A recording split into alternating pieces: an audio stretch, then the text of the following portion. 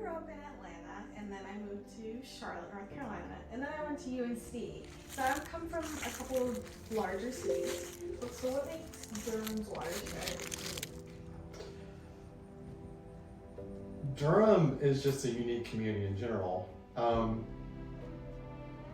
It's this really interesting mix of people, and it's this really interesting mix of nature. And I think those two things combined make it really fascinating and it's a really cool place to work. I wouldn't say that the fact that Durham is a city makes it unique, or the fact that Durham has nature in the city makes it unique. But I do think what makes Durham unique is that there are a lot of people that value having nature close to them. And as an ecologist and a biologist, we're often focused on the Yellowstones and Alaska and places to travel to and places that have rare species. But increasingly in the US, where development is happening so rapidly and so many things are getting homogenized through development and through other land use practices, those little pockets of urban nature are the places that are going to make the difference between us remaining unique and us becoming just like every other person.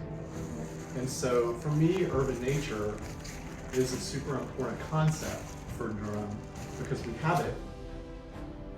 We could lose it over the next 10 years very quickly.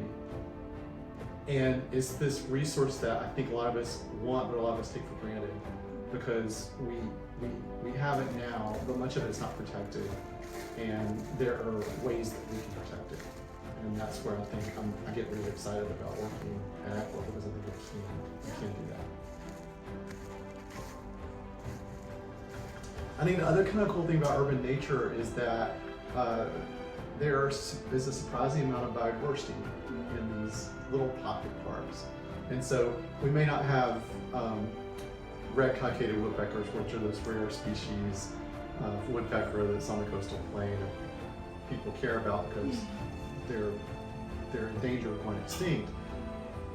But we do have habitat for, say, migratory warblers that pass through every year in the spring and pass back through in the fall, that if there weren't some forested wetlands, wouldn't be able to survive the migration. We do have places where, and our creek now has habitat for otters, which at one point were either extinct or almost extinct in North Carolina, and now have recolonized our watershed.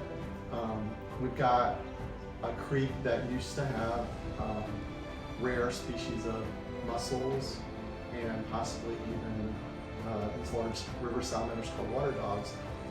It's too polluted to have them, but wouldn't it be cool to have a goal to restore and to have them back again, and have them in a place where there were a lot of people around to see it and witness it. And so for me, that's all super important. And I think the third piece of urban nature that's really important is it can be, not only is it a place that provides a harbor for wildlife, but it's a place that can connect communities in Durham. So through, it doesn't have to be like a paved trail like South Ellerbe, but through trails and through access to forest and through different neighborhoods having not just ways that you can walk between neighborhoods rather than just drive through them.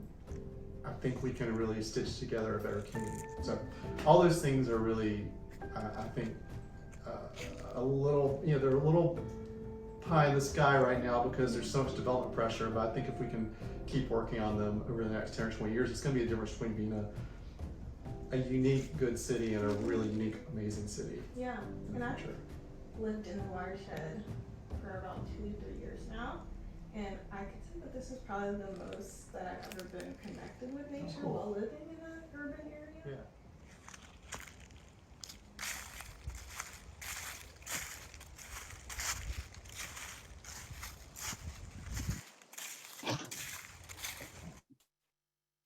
Hi, y'all.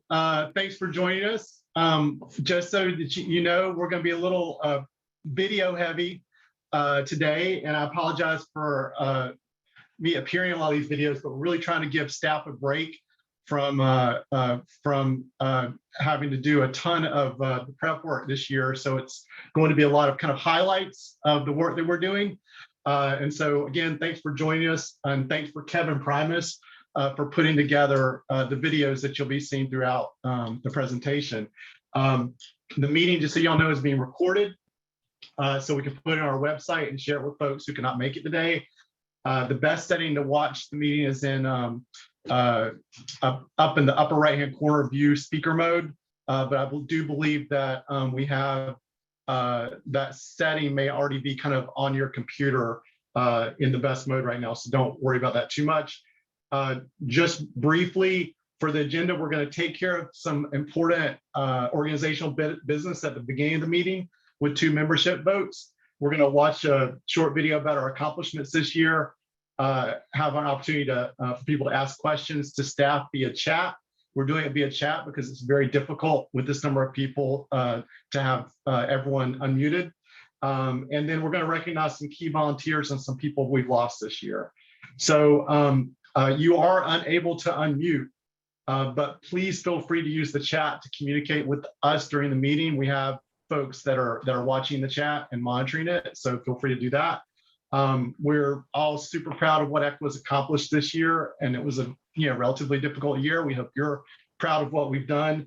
And I want to especially thank Kevin, Rachel, and Jordan, our new communications coordinator, for really working on the prep work for this meeting, and also to our policy and procedures task force, which has worked for about 6 months now to ensure that we can have an efficient and inclusive vote for the 2 things that we're voting on today. So thank you all so much for joining us. And I'm going to pass it over to the chair of our nominating committee, Dexter, who's going to lead us on the first vote on board candidates. So Dexter, you want to take it away?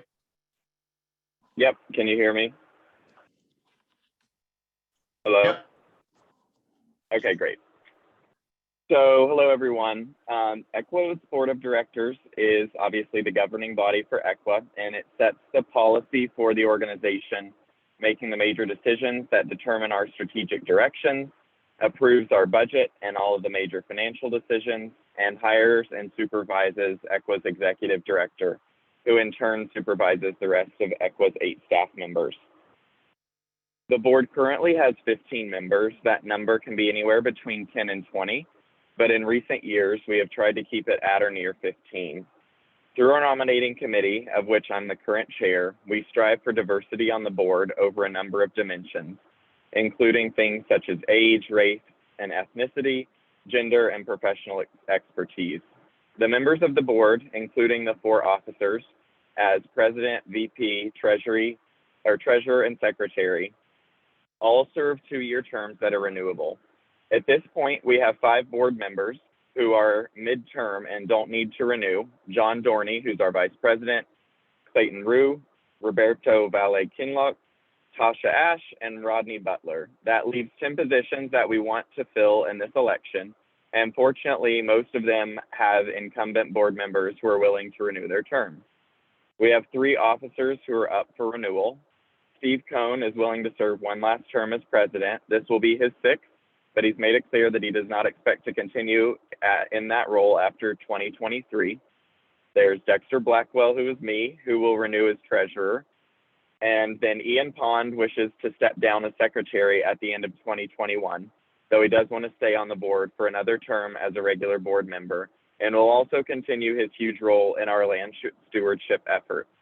So we thank Ian for a wonderfully steady and dependable and engaged 4 years as our secretary. And fortunately, we have another board member, Medina Minor, who's willing to step up into the secretary role for the coming 2 years while also remaining the co-chair of our fundraising committee. There are 6 other board members whose terms are expiring at the end of 2021.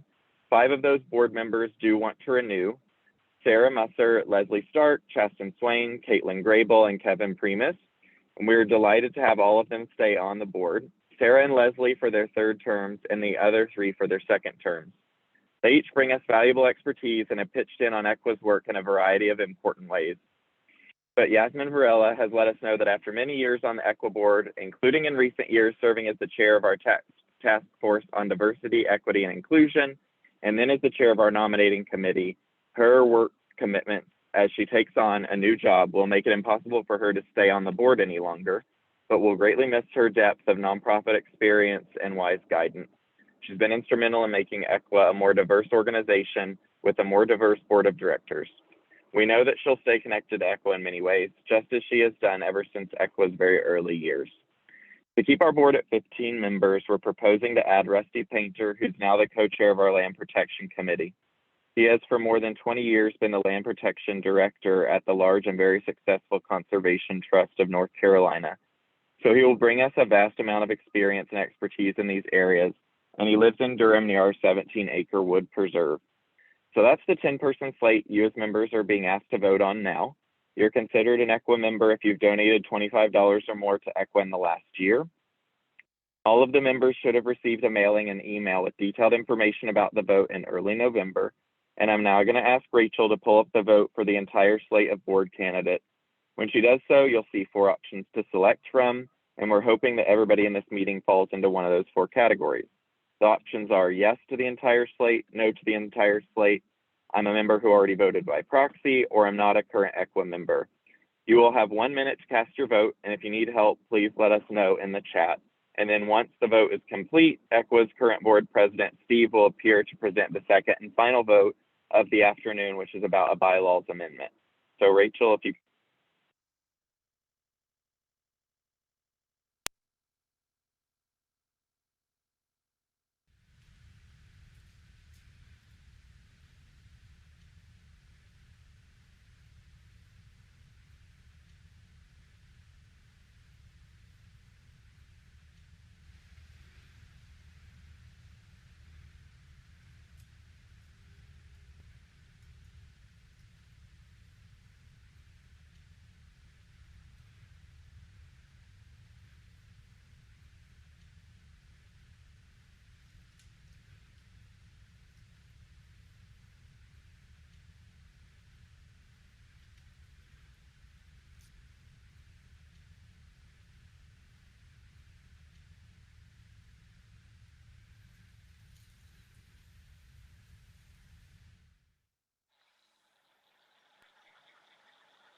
All right, we're going to end the poll and move on to Steve describing the bylaw amendment. Okay. Hey, everyone. I'm Steve Cohn, EQUA's president, and I'm here to explain the bylaws amendment that you'll be voting on next. EQUA's bylaws were drawn up in 1999 at a time when EQUA was a small neighborhood-based organization with no staff and only a few members. For the most part, we've made these bylaws work for more than 20 years, though in some cases that has been accomplished by finding ways to work around them. But as the number of people who support EQUA has grown from a few people mostly in one neighborhood to more than 550 donors spread throughout our watershed and well beyond, and especially as membership meetings have become difficult or impossible to safely conduct in person, the expectation that such major decisions as changes to the bylaws have to be made by the entire EQUA membership has become unworkable. We're now at a point where we need to consider making some substantial changes to the bylaws. Rather than explain all that to the full membership and only be able to consider such amendments once a year, we think it's best to start that process with an amendment that allows EQUA's very engaged and knowledgeable board of directors, rather than the whole EQUA membership, to make changes to the bylaws. Once this first change is made, the board will then be able to consider the many other bylaws changes, large and small, simple and complex, that now seem needed in order to ensure the continued success and viability of the organization. So here's what we are proposing to change now.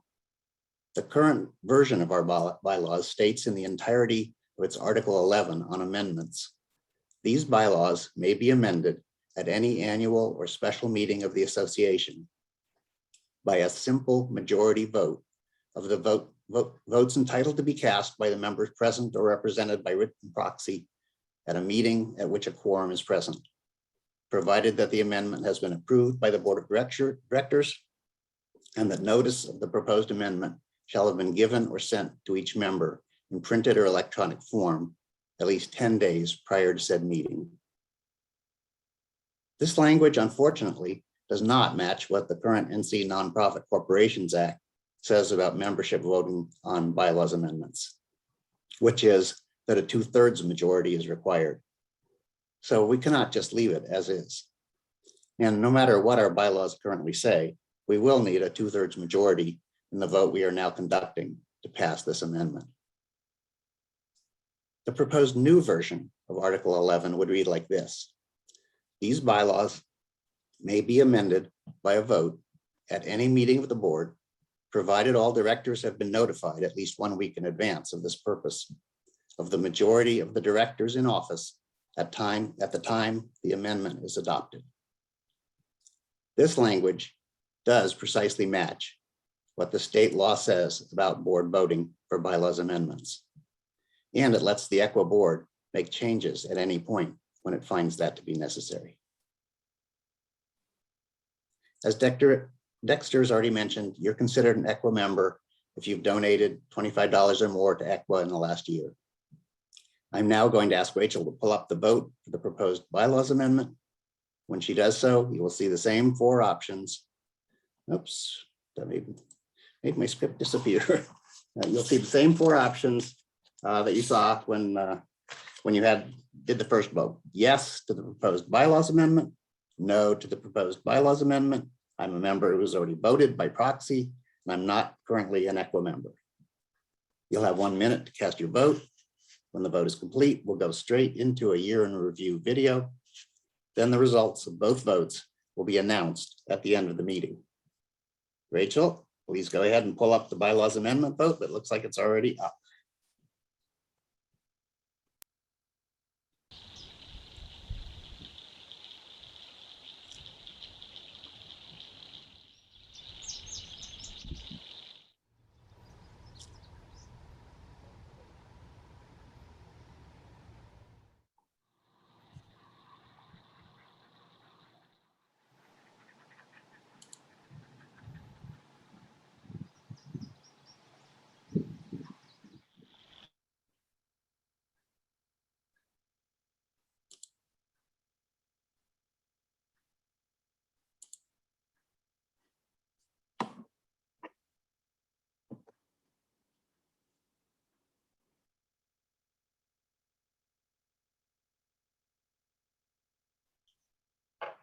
All right, looks like the poll's ended.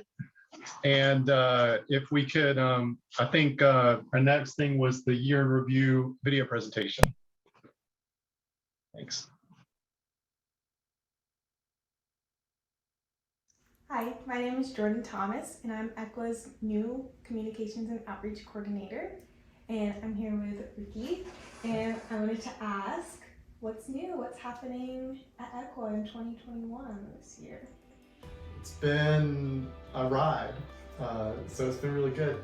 One of the things that we've been really working on is continuing to expand our engagement work and also our communications work. So Jordan, we're so excited to have you on board because through a grant that we received, we were able to hire you to help us really get our communications game to a professional level and be able to reach more people in the city of Durham.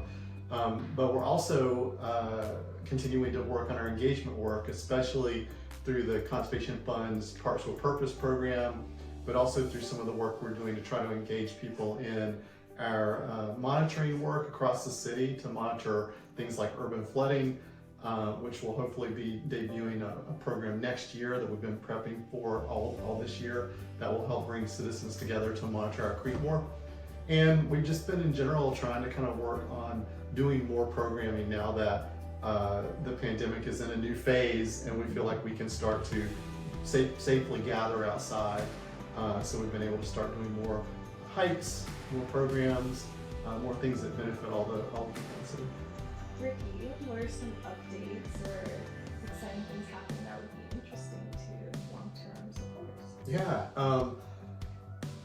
I've only been with the organization for 2.5 of its over 20 years, so I still feel like the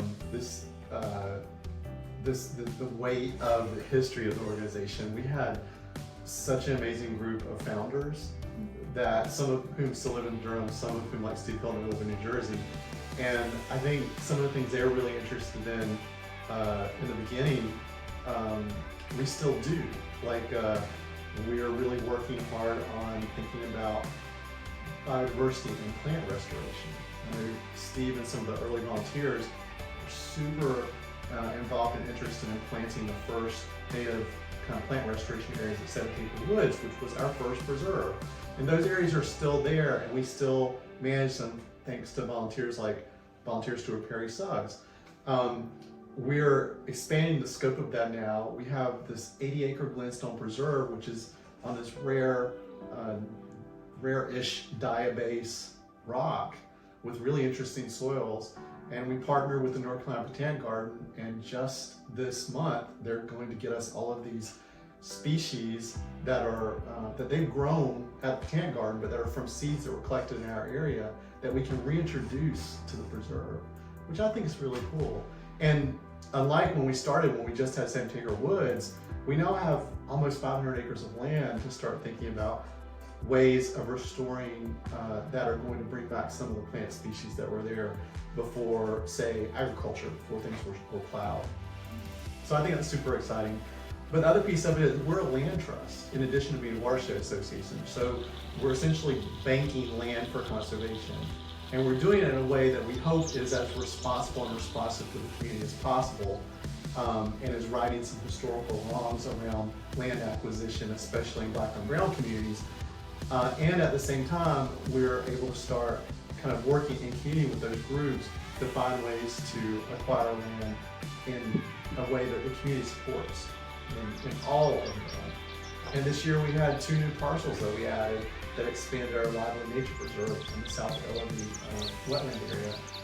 And with support from different community associations, the New Audubon Society, and others, we're in the middle of a process of lobbying, and I think in the next year, if we keep up what we're doing, if Chris Dreps and others keep doing what they're doing as our land protection director, we have a real chance of getting the city council to vote to protect 300 acres of new land to permanently protect the heron rookery. That's a huge thing, and we aren't there yet, but this year has been all about laying that groundwork and working in community, working with city council, working behind the scenes with the North Carolina National Heritage Program to lay the groundwork to make that our biggest conservation deal happen at some point in the future.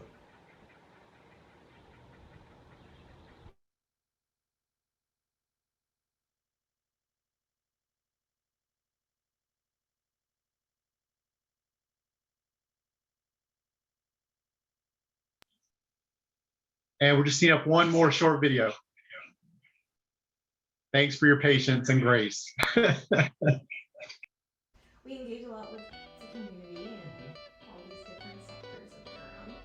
How do we engage with youth? Yeah, the pandemic has presented both challenges and opportunities, right? Yeah. And what I'm really proud of with my colleagues at EQUA is that pretty early on in the pandemic, we all sat down and agreed that we were going to find ways to innovate and make our work matter. So before the pandemic, most of our work with youth was around tours of the preserve, getting kids out to the preserves. That wasn't something that was possible, even in the past year.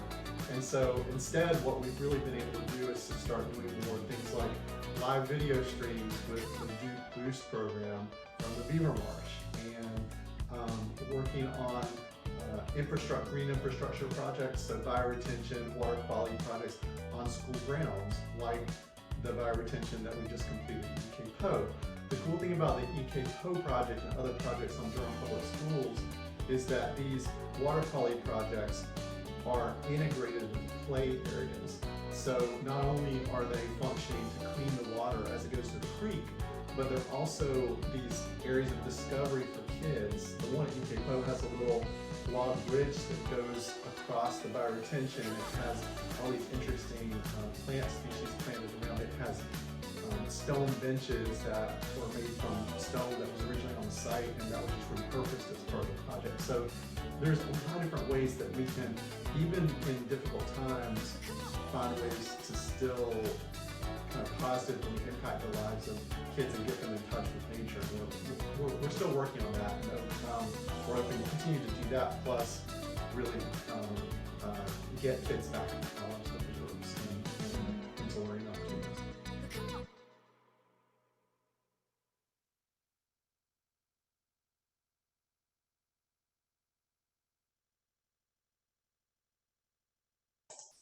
Awesome. So now we would like to give time to you all to ask us questions about ECWA or about the Ellerbe Creek watershed.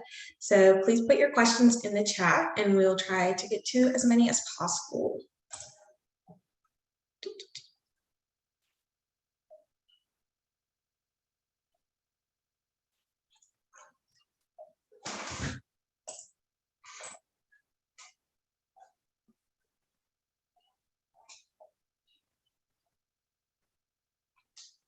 So we have one question from Luann that I think Ricky could answer, or Chris. Where are the 300 acres? You want me to answer that, folks? I can jump in.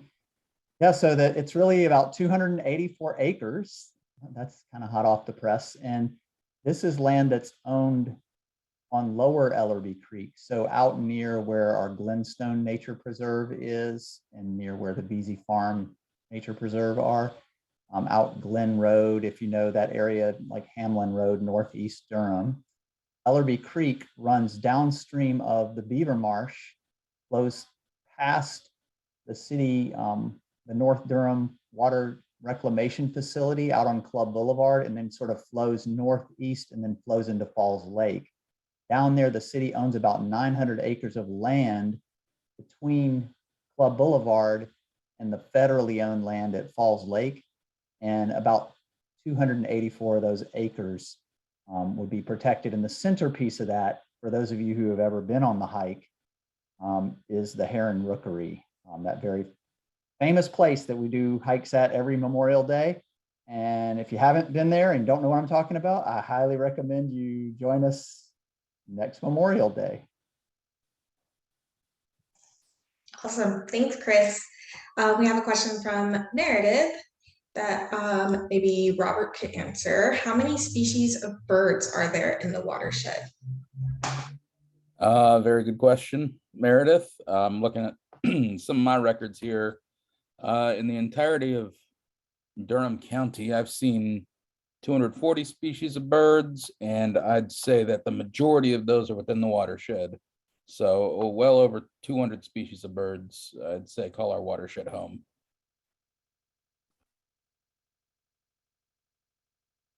Thanks, Robert. So we have a question from Michael. How has the financial status been for ECWA over COVID? I guess that's a good question for Ricky. I can answer that, or if Dexter, does Dexter want to take a stab at it if he's still on?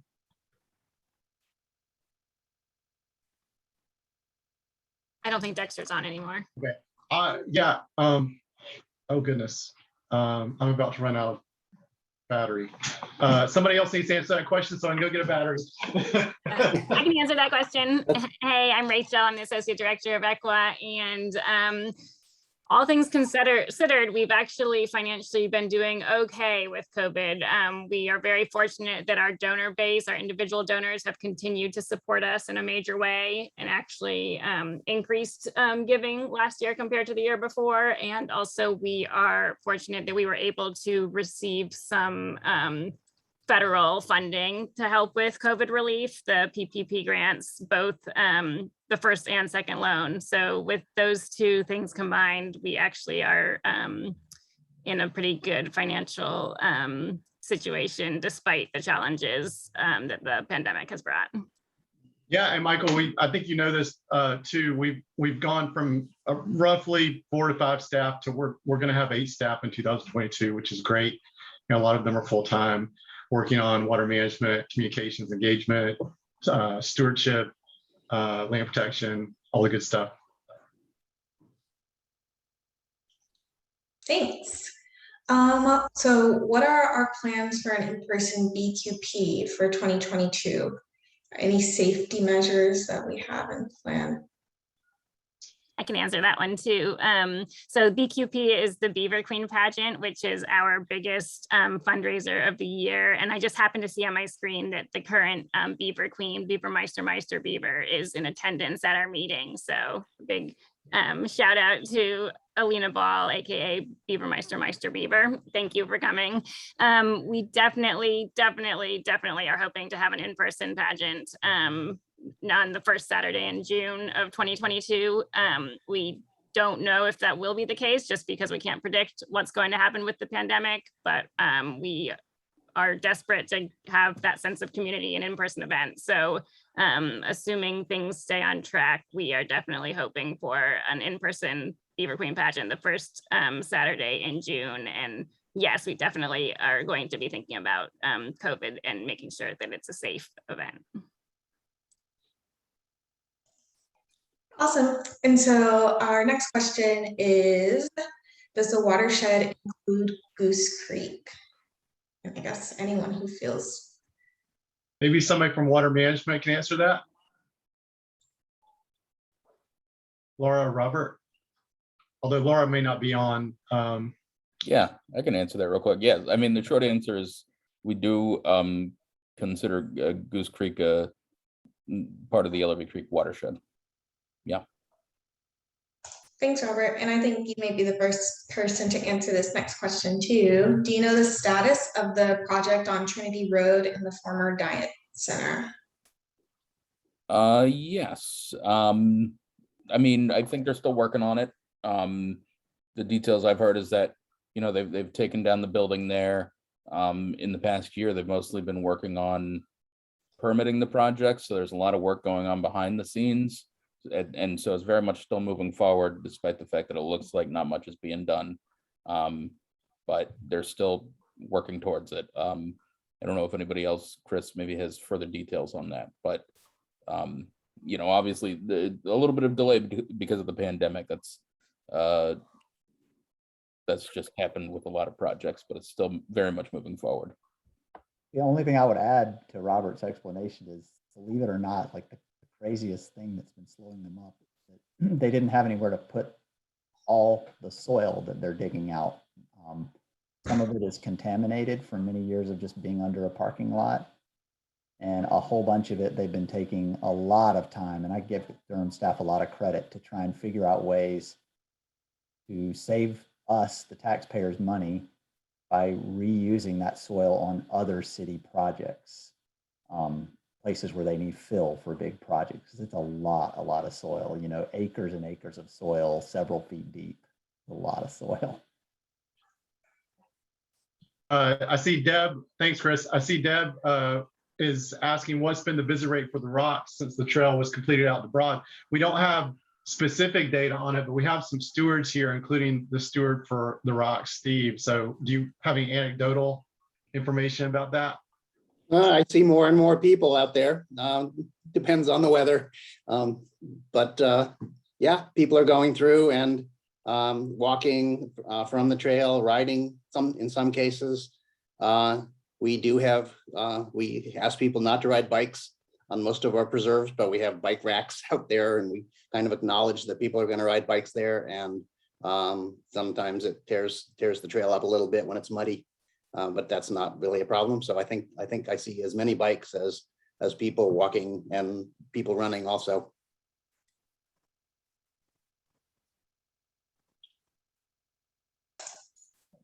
Thanks, Steve.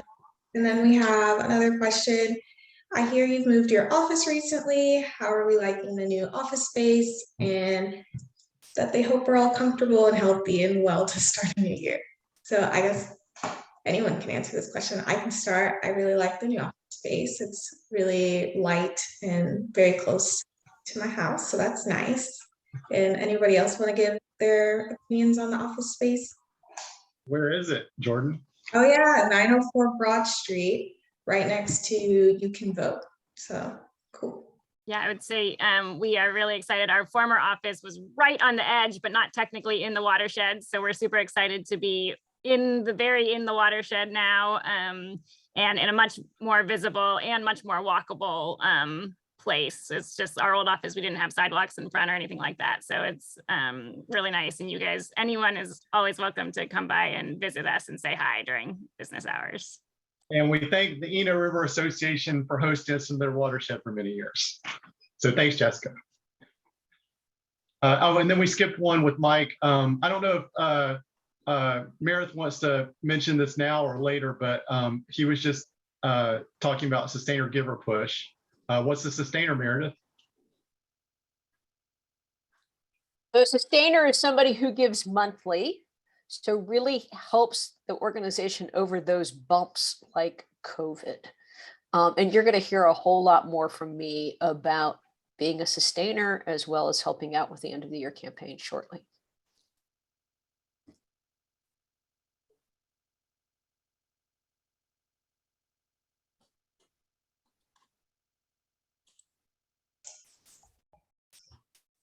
I think that's all the questions we have right now. So if anybody has any remaining questions, we can get maybe one more in.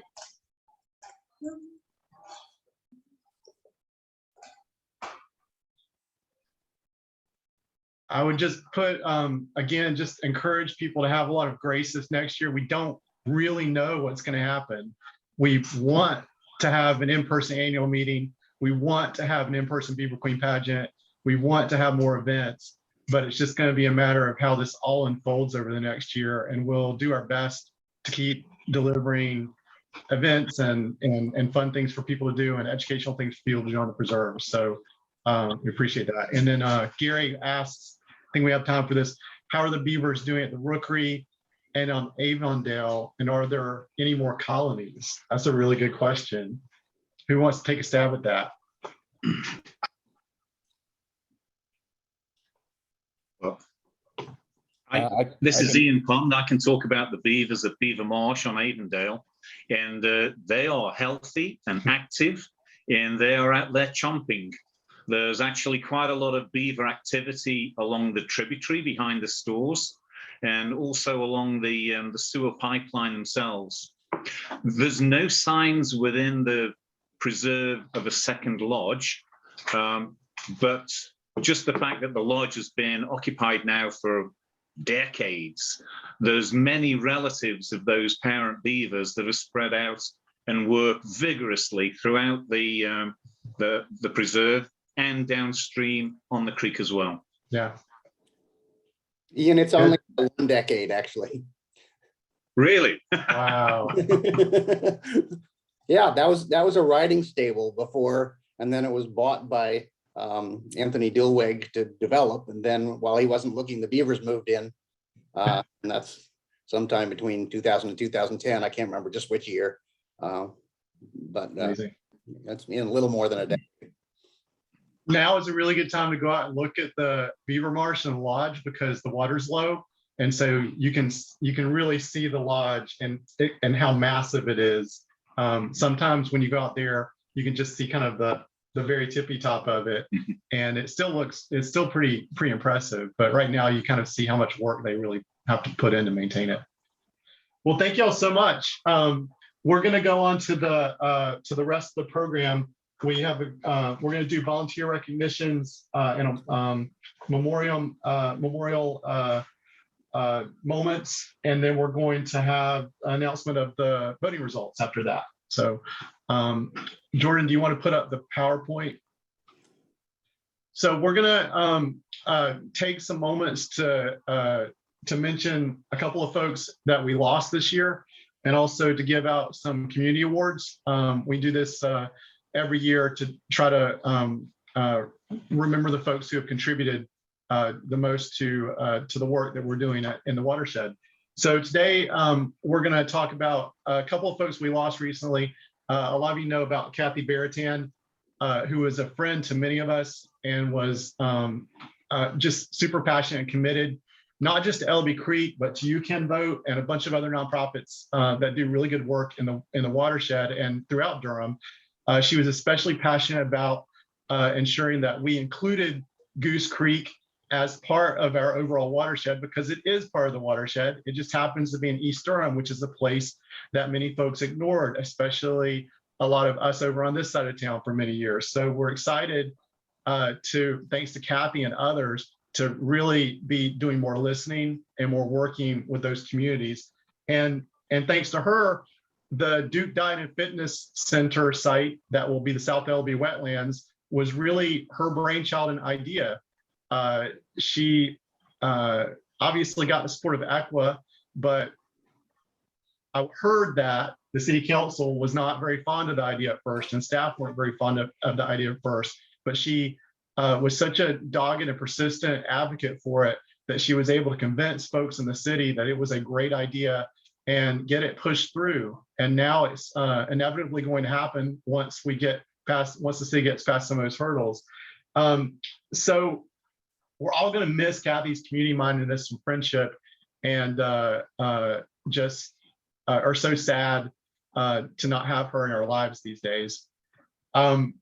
Another loss that we had just a week ago was Lance Fontaine. ECWA staff and volunteers know Lance over the years through many of the projects that we did with the city of Durham. He was a city of Durham staff member that we knew as a colleague, a tough project manager, and a partner helping us to figure out how to protect trees along stretches of the creek. But more importantly, he was a trusted friend in the city who cared deeply about the work that we did and he did. While many see environmental protection as a sideshow to urban development or boxes to check off on their list of things to do, Lance saw the hard work of protecting the environment as a central and the most important thing that we could be doing for the future of Durham. He took the work seriously, but he was always smiling and laughing, and he invited us to be his friend, to build trust and work together.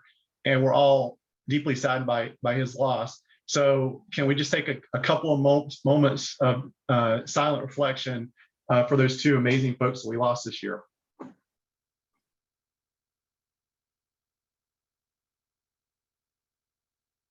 Thank you.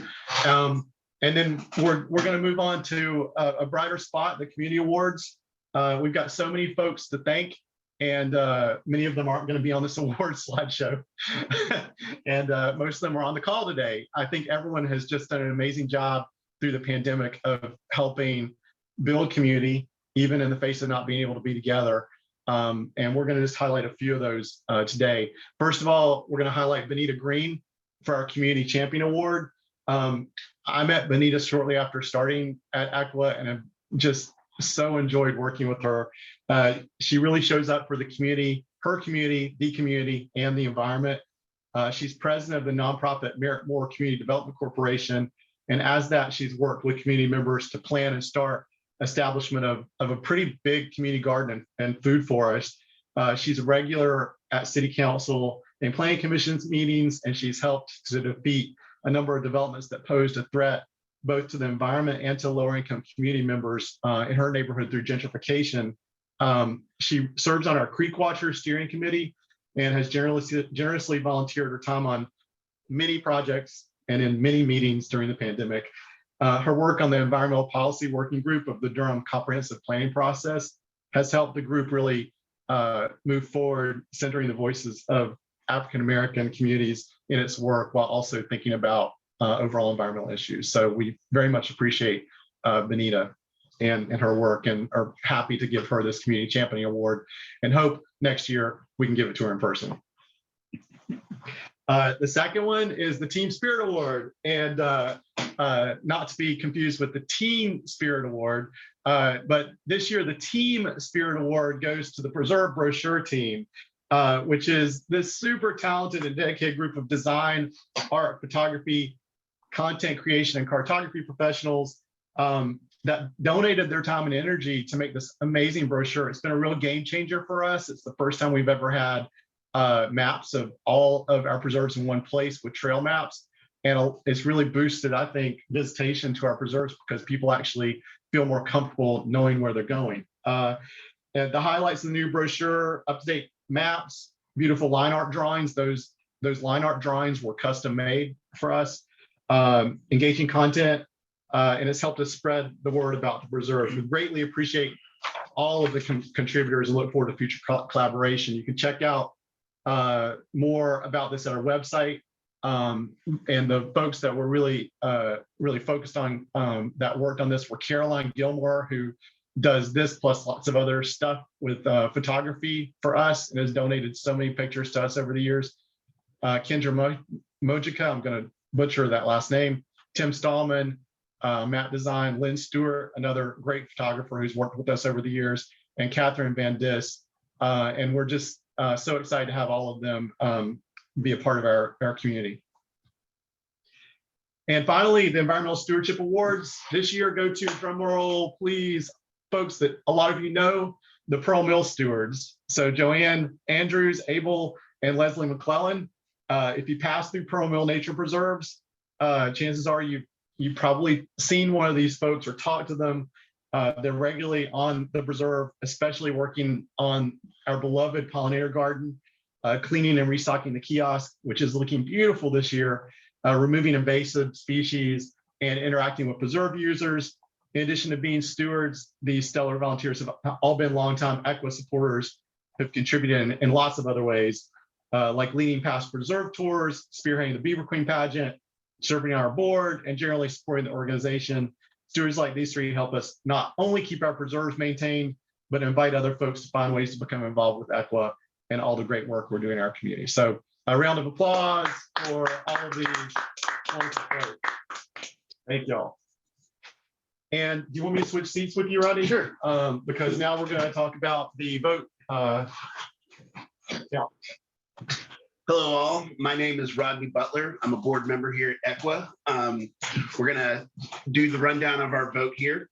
So we have approximately 567 members, meaning for our quorum, we needed 57 votes. For the votes, we received 70 proxy votes, and today we received 16 meeting votes. In total, we had 86 votes to tabulate, so we had reached our quorum threshold. So the results for our two votes are for the slate of board nominees. We received 86 yes votes and 0 no votes. And for our bylaw amendment, we received 84 yes votes and 2 no votes. So looks like they both were accepted, and thank you everyone for voting. Another thing, you want me to do the gifts? Yeah, go ahead. Okay, so one thing we had as an incentive to ask people to vote was we entered everyone who voted into a drawing and randomly selected. We selected 4 individuals. We got 4 gift cards. We got 2 gift cards to $20 gift cards to Vaguely Reminiscent, and 2 $25 gift cards to the Durham Gardens. So the Durham Garden Center. I'm sorry, I didn't add that on my notes. So the Durham Garden Center. Thank you, Ricky. So for the first, the 2 Vaguely Reminiscent gift cards, we got Betty and Clark Thomas. Yay. And then also we got Gary and Pam Pig. So those two groups of people will be receiving the 2 Vaguely Reminiscent gift cards. And then for our Durham Garden Center gift cards, we got Joel Meyer and Bonnie McCraig and Clayton Ruff. And they got the Garden Center $25 gift cards. Excellent. Cool. And I think, Rachel, do you want to explain to people how we can talk to people later about how they're going to get their gift cards, but we have everyone's addresses. So I think we'll just be able to send those. Congratulations to everyone that got their gift card and that entered the drawing. That's super exciting, especially since one of the people that entered actually has been doing a ton of volunteer work on the back end for the end of year campaign. So thanks, Betty. You deserve it. And I think at this point we are ready. We're actually running slightly ahead of schedule. Is that right, Jordan? And I think that we can go forward with our final speaker, who's Meredith Emmett, our co-chair of the fundraising committee, who's going to talk about end of year drive launch, and then we're going to wrap up. Greetings, everyone. I'm Meredith Emmett. I used to be a board member of the Ellerbe Creek Watershed Association. Now I just call myself an EQUA fan, but I also am still the co-chair of the fundraising committee. And one of the reasons I continue to volunteer for EQUA is I appreciate this organization so much because it makes my life better. I got two quick stories. The other day, I live near the 17-acre wood. The other day, I was walking down the street, stretching my legs before the next Zoom meeting. And as I walked back towards my house, a hawk flew straight up the street over my head and landed on the electrical wire above me. I don't think I'd have that experience if I didn't have the 17-acre woods in my neighborhood. Good example of nature right here in urban Durham. Second story. Last Sunday, it was a cold day, but I decided to go out for my last kayaking of the season, and I headed up to Falls Lake to the Hickory Hill boat ramp. Now, that's in Falls Lake, but Falls Lake is clean and beautiful, partly because we keep Ellerbe Creek clean and beautiful. So I was very close to where Ellerbe Creek dumps right into the lake. Took me 10 minutes to get there. I couldn't do that if we didn't take care of the creek. So that's just two reasons why I really care about EQUA. So I'm going to talk to you about the annual campaign. And as I do, I want you to think about why you care about Ellerbe Creek, why you care about the watershed, why you care about urban nature in Durham. We are going to try and raise $105,000. I think this is the first time we've announced a campaign over $100,000. Seems daunting, but we believe in EQUA supporters and we are confident we can do it. And those funds are important to EQUA. Most of the rest of the budget, it's close to $750,000, is project-based money. It's very targeted money. It's got specific purposes like buying a piece of land or a specific purpose like Parks with Purpose and our education work and engagement work that's related to that project. Or it is some Creek Smart money. So it's very specific money. The money that we raise through things like the Beaver Queen Pageant and the annual campaign is the money that helps the organization grow and do some of the important work that's not otherwise funded. So lots of the stewardship work that happens on the preserves happens with money that comes from the annual campaign. Lots of the work, the effort that we put into introducing the watershed and its nature to people across Durham comes from money given through the annual campaign, the Beaver Queen Pageant, and other things. The other important reason why the annual campaign is so important, you've heard today about partnerships and about volunteers. That's the heart and soul of EQUA. But guess what? That doesn't just magically happen. It happens because we have a staff that cares about partnerships and cares about volunteers. And our annual campaign helps pay for that staff time that goes into partnerships. And it goes into the care and feeding of all of our volunteers. So think about why you care about EQUA, why you care about urban nature in Durham, and how you want to contribute to this year's annual campaign. If you're a longtime donor, it's time to renew your gift. Maybe you want to give a little bit more. If you haven't yet made a contribution to EQUA, maybe you want to be a first-time donor. You can make a one-time gift, or you might also want to become a monthly donor. And that means that you make a contribution that comes right out of your bank account or your credit card, and it comes once a month. And let me tell you, giving $10 a month is a whole lot easier than giving $120 or even $100 all at once. So there are real benefits to being a sustainer. There's a third thing I want to encourage each of you to do in addition to making your own gift. I want you to think about 2 of your friends or your neighbors who you want to become EQUA supporters. And when you get the emails that you'll start getting soon about the campaign, forward it to those folks. Encourage them to also give, because it's only when we all pull together that we can raise that 105,000, that we can support the Ellerbe Creek Watershed Association, and then we can make sure that we have nature in Durham, especially as it grows and gets bigger and there are more parking lots and streets. We need EQUA. So thank you all. Appreciate all your support. And let's raise that $105,000. Ricky, back to you. Thanks, Meredith. I don't know if y'all know, but Meredith has just been central for so many years to our fundraising and has helped us really grow from being a really great organization to an even better organization, partially through her skills at kind of helping us frame things and just being a great fundraiser. So thanks so much, Meredith, for everything you're doing. And I think that is it for our meeting this year. I really appreciate everyone going on one more Zoom call. I'm really hoping, can't promise, but we're going to try our hardest and our darndest to have a party annual meeting next year, and to have just have some really great events, because I think we're all ready to celebrate together and to just come together and be part of